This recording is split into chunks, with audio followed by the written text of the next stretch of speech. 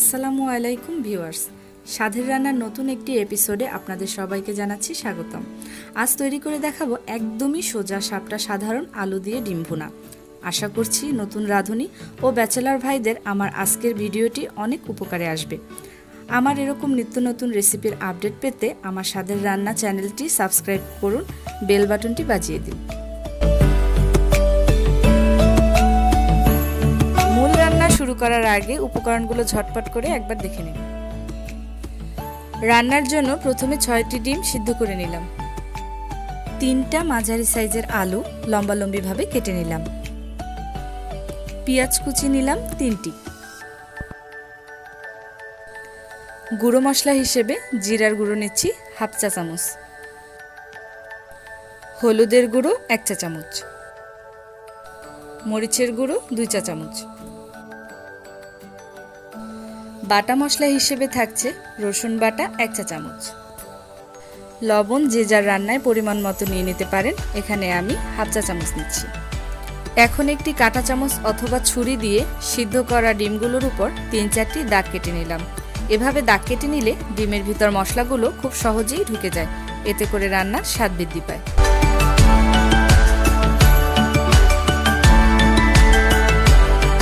প্রথমে কড়াইতে তেল গরম করে নিয়ে হালকা লবণ ছিটিয়ে ডিমগুলো ভেজে নিতে হবে।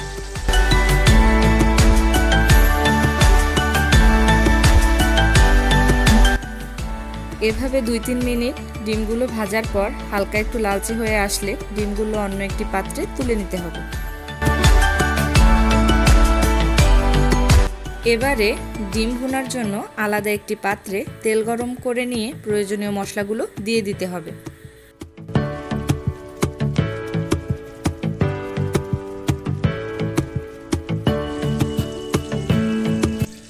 শুরুতে আমি পেঁয়াজ কুচি দিয়ে দিলাম।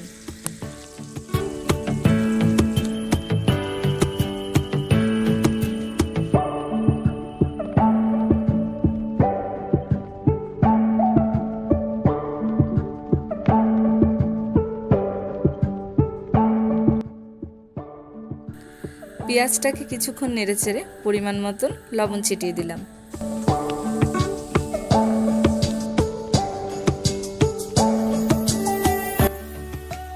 পেঁয়াজগুলো একটু লালচে হয়ে আসলে সামান্য একটু পানি দিয়ে দিতে হবে। এরপরে রসুন বাটা 1 টেবিল চামচ, জিরার গুঁড়া হাফ টেবিল চামচ দিয়ে হালকা একটু নেড়ে নিতে হবে।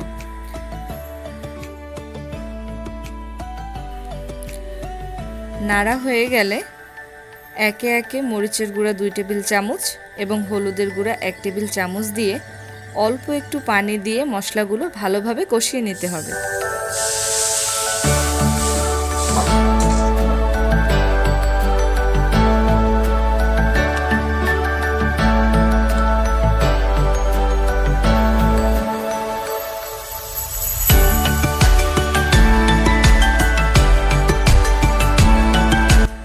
তিন থেকে 4 মিনিট মশলাগুলো ভালোভাবে কষানো হয়ে গেলে 1 কাপ পরিমাণ পানি দিয়ে দিতে হবে।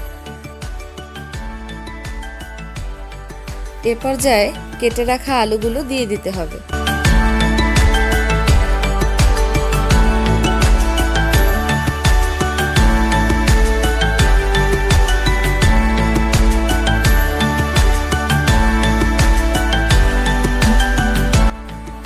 এখন আলুগুলোকে নাড়তে হবে এবং মশলার সাথে আলুগুলোকে 3 থেকে 4 মিনিট কষাতে হবে।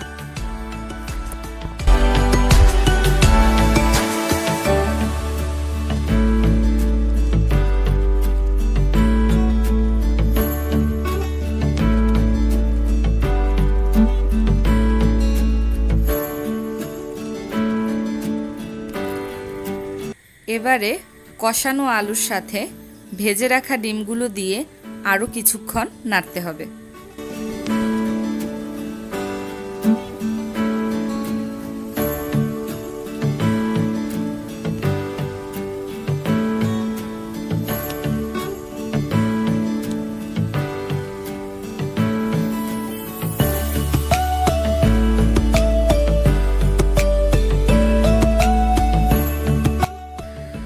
নাড়া হয়ে গেলে পরিমাণ মতো ঝোল দিয়ে দিতে হবে এবং সিদ্ধ হবার জন্য মাঝারি আঁচে 10 মিনিট ঢাকনা দিয়ে ঢেকে রাখতে হবে।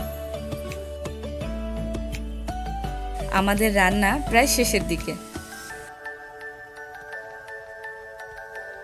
ঢাকনা তোলার পর খুব সুন্দর একটা স্মেল আসছে। রান্না হয়ে গেছে। এবারে আমরা অন্য একটি পাত্রে সংরক্ষণ করব।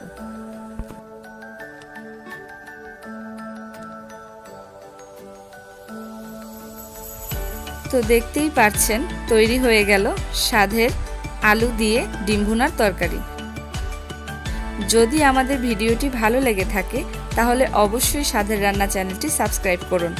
আপনাদের প্রয়োজনীয় রান্নার রেসিপি জানতে আমাদের বেশি বেশি কমেন্ট করুন। সবাই ভালো থাকবেন। আল্লাহ হাফেজ।